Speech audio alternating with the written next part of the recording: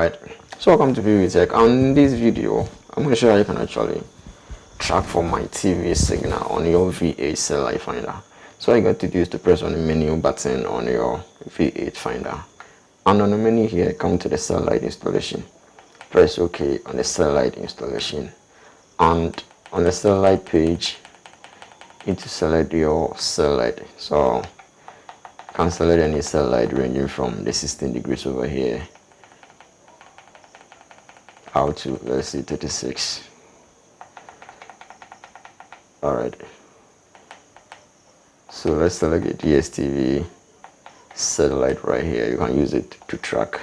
So after selecting and then highlighting the satellite like this, the next thing is to go to the transponder and then add Mytv transponder. So you have to press on the back button on your finder to get a transponder menu.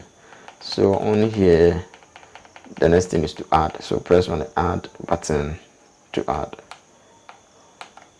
Alright, so we have the frequency, which is 10804.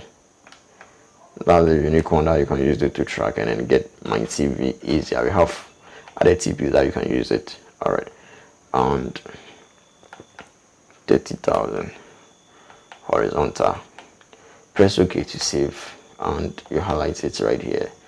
And the next thing is to actually adjust your satellite dish to get a stable signal.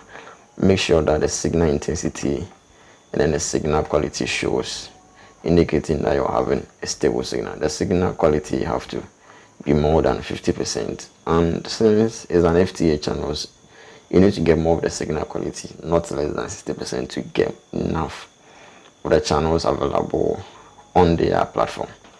Alright, so that's it. If you find this video helpful, new here, all you got to do is subscribe and hit the bell icon. You'll lose absolutely nothing while subscribing. Thanks for watching.